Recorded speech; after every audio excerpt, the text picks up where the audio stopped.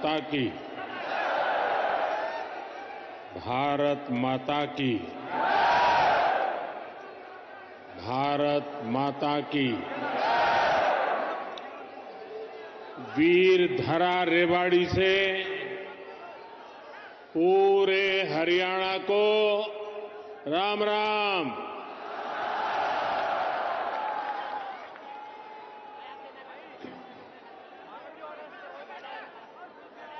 मैं जब भी रेवाड़ी आता हूं तो कितनी ही पुरानी यादें ताजा हो जाती है। रेवाड़ी से मेरा रिश्ता कुछ अलग ही रहा है। मैं जानता हूं रेवाड़ी के लोग मोदी को बहुत ज्यादा प्यार करते हैं।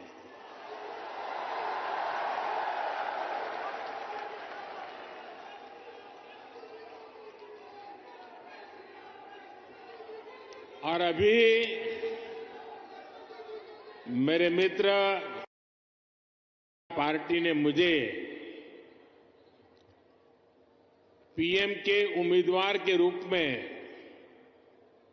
घोषित किया था, तो मेरा पहला कार्यक्रम रेवाड़ी में हुआ था।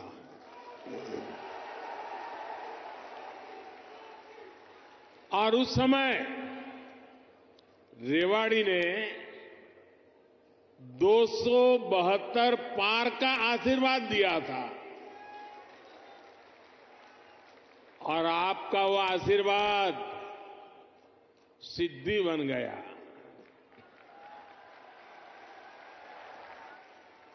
अब लोग कह रहे हैं कि मैं फिर एक बार रेवाड़ी आया हूं, तो आपका आशीर्वाद है अब की बार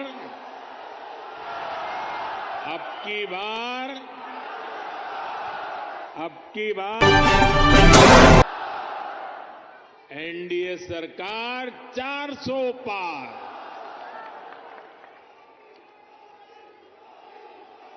साथियों, लोकतंत्र में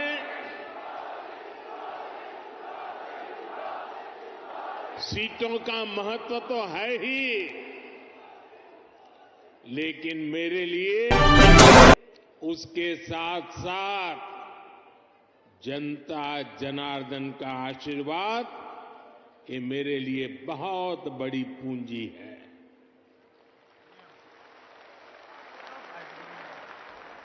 आज पूरी दुनिया में भारत नई ऊंचाई पर पहुंचा है, तो ये आप सबके आशीर्वाद के कारण, ये आपके आशीर्वाद का कमाल है।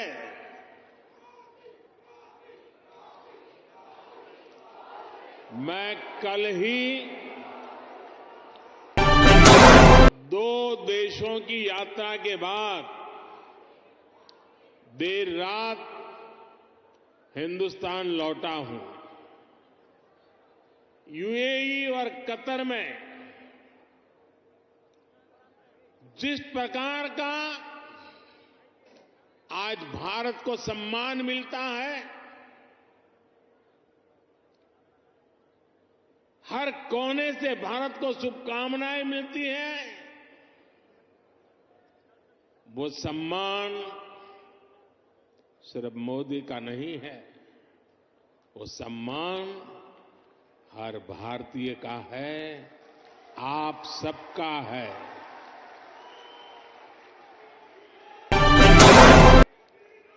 भारत ने G20 का सफल सम्मेलन किया, तो ये आपके आशीर्वाद से हुआ। भारत का तिरंगा चंद्रमा पर वहां पहुंचा जहां कोई नहीं पहुंच सका, तो ये आपके आशीर्वाद से हुआ। 10 वर्षों में भारत 11वें नंबर से ऊपर उठकर 5वें नंबर की आर्थिक महाशक्ति बना, ये भी आपके आशीर्वाद से हुआ।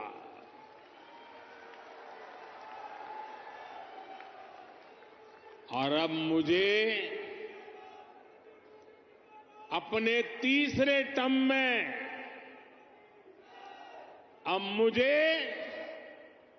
आने वाले सालों में भारत को दुनिया की तीसरी सबसे बड़ी आर्थिक ताकत बनाने के लिए आपके आशीर्वाद चाहिए।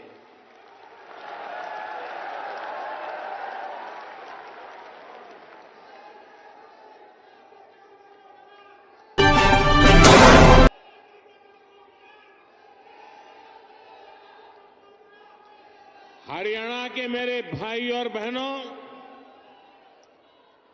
विकसित भारत बनाने के लिए हरियाणा का विकसित होना भी बहुत जरूरी है। और हरियाणा तभी विकसित होगा जब यहां आधुनिक सड़कें बनेगी। हरियाणा तभी विकसित होगा जब यहां रेलवे का आधुनिक नेटवर्क होगा। हरियाणा तभी विकसित होगा जब यहां बड़े और अच्छे अस्पताल होंगे। थोड़ी देर पहले ही मुझे ऐसे अनेक कामों से जुड़ी लगभग 10,000 करोड़ रुपए की परियोजनाएं हरियाणा को सौंपने का अवसर मिला है। इसमें रेवाड़ी एम्स है, मेट्रो है, कई रेल लाइन है, नई ट्रेन है। इनमें ज्योति सरमय कृष्ण सर्किट योजना से बना एक आधुनिक और भव्य म्यूजियम भी है। और प्रभु राम के आशीर्वाद ऐसे हैं कि आजकल मुझे हर स्थान पर ऐसे पवित्र कामों से जुड़ने का अवसर मिल जाता है। ये राम जी की कृपा है। ये म्यूजियम भगवान श्री कृष्ण के गीता संदेश और इस पावन धरा की भूमिका से दुनिया को परिचित कराएगा। मैं रेवाड़ी सहित पूरे हरियाणा के लोगों को इन सुविधाओं के लिए बहुत बहुत बधाई देता हूं। भाई और बहनों, आजकल देश और दुनिया में मोदी की गारंटी की बहुत चर्चा है।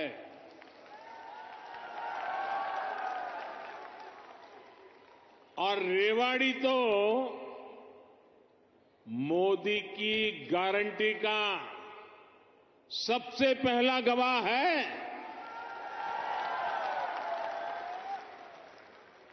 यहां पीएम पद के उम्मीदवार के रूप में मैंने देश को कुछ गारंटियां दी थी। देश की इच्छा थी कि दुनिया में भारत की साख बढ़े, ये हमने करके दिखाया। देश की इच्छा थी कि अयोध्या में प्रभु राम का भव्य मंदिर का निर्माण हो। आज पूरा देश भव्य राम मंदिर में विराजे राम लला के दर्शन कर रहा है। और तो और कांग्रेस के लोग, जो लोग हमारे भगवान राम को काल्पनिक बताते थे, जो कभी नहीं चाहते थे कि अयोध्या में प्रभु राम का मंदिर बने, वो भी अब जय सिया राम बोलने लगे हैं।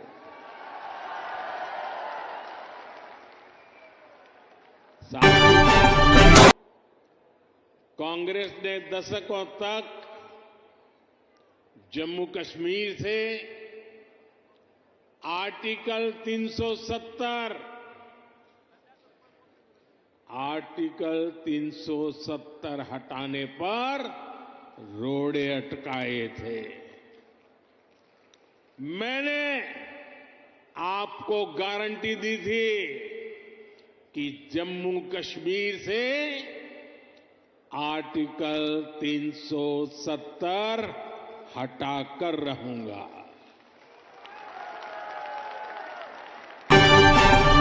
कांग्रेस की लाख कोशिश के बावजूद आर्टिकल 370 इतिहास के पन्नों में खो गया है।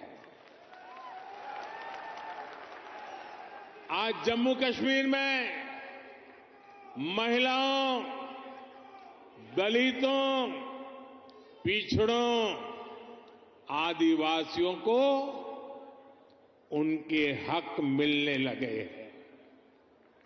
इसलिए ही तो लोगों ने एक और संकल्प लिया है और जनता जनार्दन कह रही है, आप लोग कह रहे हैं, जिसने 370 हटाया,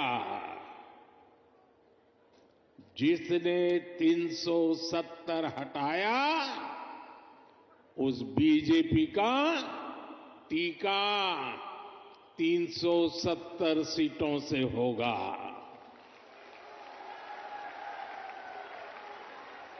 बीजेपी 370 ही पहुंचाएंगे, एनडीए को 400 पार। साथियों, यही रेवाड़ी में मैंने पूर्व सैनिकों को 1 रैंक 1 पेंशन लागू करने की गारंटी दी थी। कांग्रेस वाले सिर्फ 500 करोड़ रुपए दिखाकर 1 रैंक 1 पेंशन लागू करने का झूठ बोलते थे।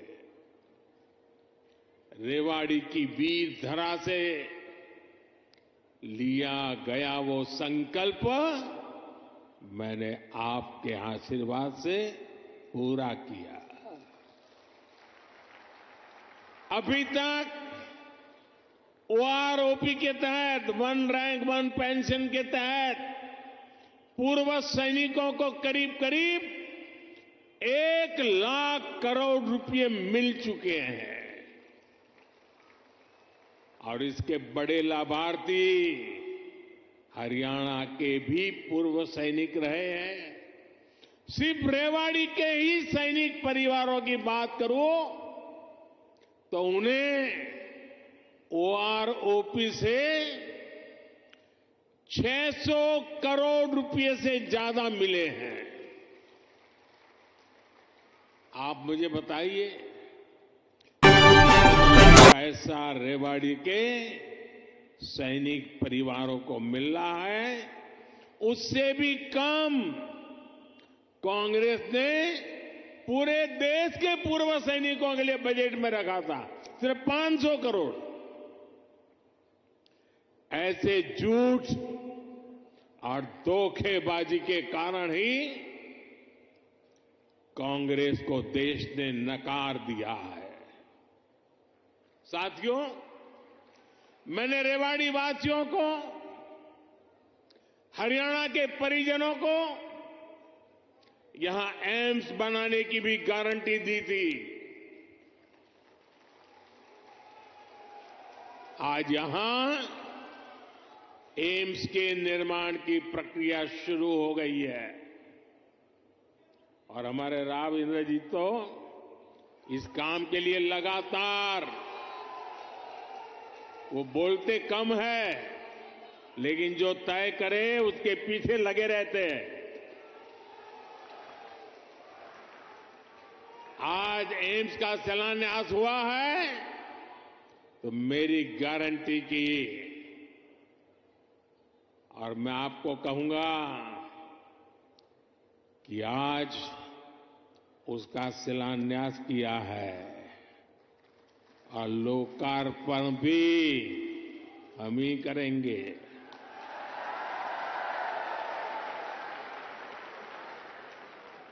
और इससे आपको बेहतर इलाज भी मिलेगा, युवाओं को डॉक्टर बनने का अवसर भी मिलेगा और रोजगार, स्वरोजगार के भी अनेक अवसर बनेंगे। रेवाड़ी में देश का 22वां एम्स बन रहा है। पिछले 10 वर्षों में 15 नए एम्स स्वीकृत किए जा चुके हैं। आजादी के बाद से लेकर 2014 तक देश में करीब 380 मेडिकल कॉलेज बने थे। बीते 10 वर्षों में 300 से अधिक नए मेडिकल कॉलेज बने हैं। हरियाणा में भी हर जिले में कम से कम एक मेडिकल कॉलेज बनाने का काम तेजी से चल रहा है। साथियों, मैं ऐसी अनेक गारंटियां गिना सकता हूं जो देशवासियों के आशीर्वाद से पूरी हो चुकी है। लेकिन कांग्रेस का ट्रैक रिकॉर्ड क्या है? कांग्रेस का ट्रैक रिकॉर्ड देश की आधे से अधिक आबादी को दशकों तक छोटी छोटी जरूरतों से दूर रखना का है, तरसाने का है। कांग्रेस का ट्रैक रिकॉर्ड सिर्फ एक परिवार के हित को देश और देशवासियों के हित से ऊपर रखने का है। कांग्रेस का ट्रैक रिकॉर्ड इतिहास के सबसे बड़े घोटालों का है। कांग्रेस का ट्रैक रिकॉर्ड आतंकवाद और अलगाववाद को बढ़ावा देने का है। कांग्रेस का ट्रैक रिकॉर्ड सेना और सैनिक दोनों को कमजोर करने का है। ये बातें याद रखनी जरूरी है क्योंकि आज भी कांग्रेस की टीम, नेता वही है, नीयत वही है और उन सब की निष्ठा एक ही परिवार के लिए है। तो नीति भी तो वही होगी जिसमें लूट है, भ्रष्टाचार है, बर्बादी है। साथियों, कांग्रेस सोचती है कि सत्ता में रहना उसका जन्मसिद्ध अधिकार है। इसलिए गरीब का ये बेटा जब से पीएम बना है, ये एक के बाद एक मेरे खिलाफ साजिशें करते जा रहे हैं। लेकिन ईश्वर रूपी जनता जनार्दन का आशीर्वाद मेरे साथ है। कांग्रेस की हर साजिश के सामने जनता जनार्दन ढाल बनकर खड़ी हो जाती है।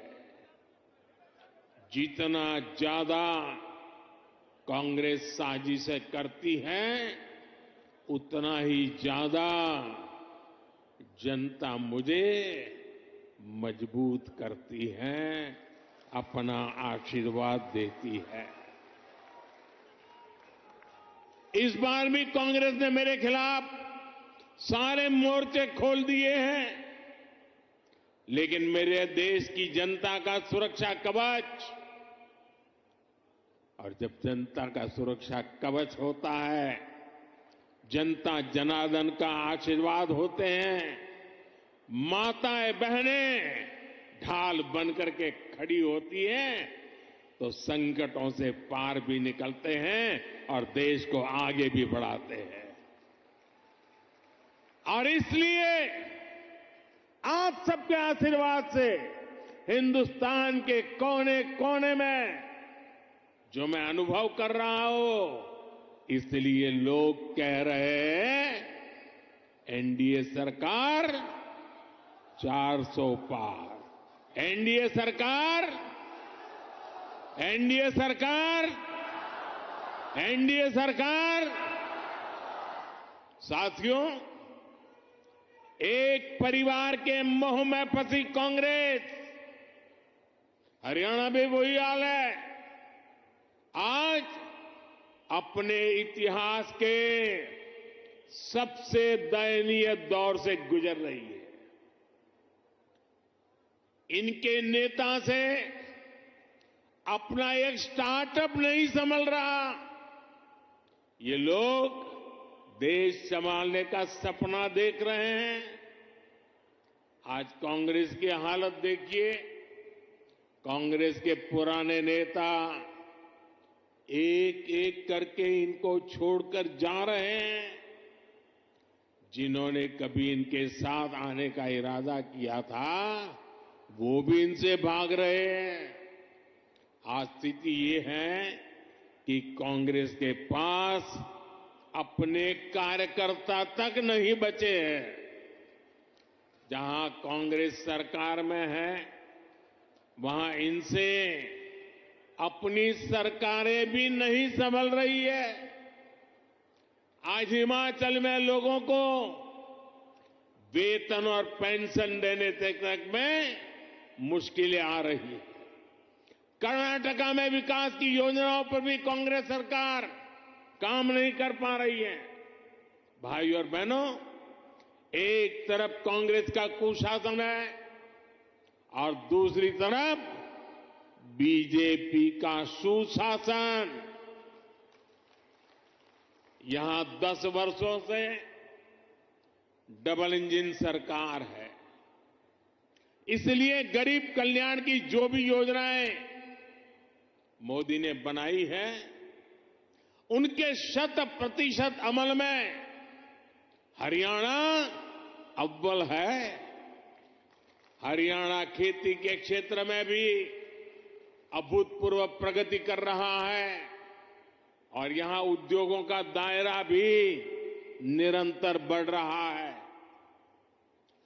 जिस दक्षिण हरियाणा को विकास में पीछे रखा गया, आज वो कहीं तेजी से आगे बढ़ रहा है। देश में रोड हो, रेल हो, मेट्रो हो, उनसे जुड़ी जो बड़ी परियोजनाएं हैं, वो इसी हिस्से से गुजर रही है। दिल्ली मुंबई एक्सप्रेसवे के, दिल्ली दौसा लालसोट के पहले चरण का उद्घाटन हो गया है। देश का सबसे लंबा एक्सप्रेसवे हरियाणा के गुरुग्राम, पलवल और नूंह जिलों से होकर गुजर रहा है। साथियों, 2014 से पहले हरियाणा में रेलवे के विकास के लिए हर वर्ष औसतन 300 करोड़ रुपए का बजट मिलता था। 300 करोड़ रुपए। इस वर्ष हरियाणा में रेलवे के लिए करीब करीब 3,000 करोड़ रुपए का बजट रखा गया है। अब देखिए कहां 300 करोड़ और कहां 3,000 करोड़, और ये अंतर पिछले 10 सालों में आया है। रोहतक, महम, हांसी, जिंद, सोनीपत जैसी नई रेल लाइनों और अंबाला, कैंट, दप्पर जैसी लाइनों के दोहरीकरण से लाखों लोगों का फायदा होगा। ऐसी सुविधाएं जब बनती है तो जीवन भी आसान होता है और कारोबार भी आसान होता है। भाई और बहनों, इस क्षेत्र में किसानों को पानी की बहुत समस्या रहती थी। राज्य सरकार ने इस समस्या के समाधान के लिए भी सराहनीय काम किया है। दुनिया की सैकड़ों बड़ी कंपनियां आज हरियाणा से चल रही हैं। इसमें बहुत बड़ी संख्या में नौजवानों को रोजगार मिला है। साथियों, हरियाणा कपड़ा और परिधान उद्योग में भी अपना नाम ऊंचा कर रहा है। देश से निर्यात होने वाले 35% से अधिक कालीन, करीब 20% परिधान हरियाणा में ही बनते हैं। हरियाणा के टेक्सटाइल उद्योग को हमारे लघु उद्योग आगे बढ़ा रहे हैं। पानीपत हथकरघा उत्पादों के लिए, फरीदाबाद कपड़ा उत्पादन के लिए, गुरुग्राम रेडीमेड गारमेंट के लिए, सोनीपत टेक्निकल टेक्सटाइल के लिए, तो भिवानी गैर बुने हुए वस्त्रों के लिए आज प्रसिद्ध है। पिछले 10 वर्षों में एमएसएमई के लिए, लघु उद्योगों के लिए लाखों करोड़ रुपए की मदद केंद्र सरकार ने दी है।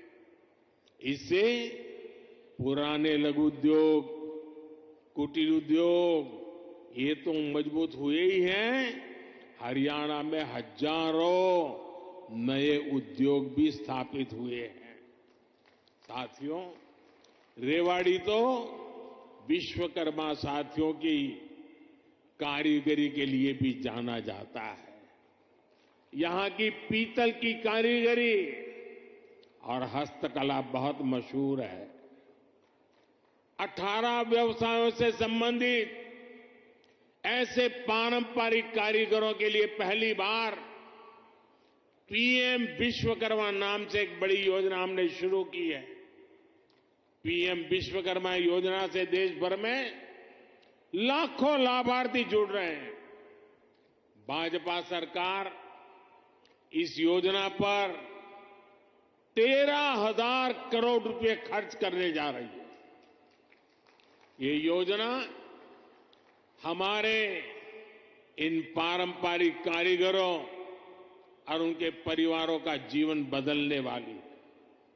भाई और बहनों, मोदी की गारंटी उसके साथ है जिसके पास गारंटी देने के लिए कुछ भी नहीं है। देश के छोटे किसान के पास बैंकों को गारंटी देने के लिए कुछ नहीं था। मोदी ने उन्हें पीएम किसान सम्मान निधि की गारंटी दी। देश के गरीब, दलित, पिछड़े, ओबीसी परिवार के बेटे बेटियों के लिए बैंकों में गारंटी देने के लिए कुछ नहीं था। मोदी ने मुद्रा योजना शुरू की और बिना गारंटी का लोन देना शुरू किया। देश में अनेक साथी रेहड़ी, पटरी, ठेले पर छोटा मोटा कारोबार करते आए। दशकों से ये काम शहरों में ये साथी करते रहे। इनके पास भी गारंटी देने के लिए कुछ नहीं था। पीएम स्वनिधि योजना से इनकी गारंटी भी मोदी ने ली है। साथियों, गांव की हमारी बहनों की स्थिति 10 वर्ष पहले तक क्या थी? बहनों का अधिकतर समय पानी के जुगाड़ में, खाना पकाने के लिए लकड़ी या दूसरे इंतजाम में लग जाता था। मोदी मुफ्त गैस कनेक्शन लेकर आया, घर तक पानी का नल लेकर के आया। आज हरियाणा के गांवों की मेरी बहनों को सुविधा हो रही है, समय बच रहा है। यही नहीं, इस समय का उपयोग बहनें अपनी कमाई बढ़ाने के लिए कर पाए, इसका भी इंतजाम किया गया है।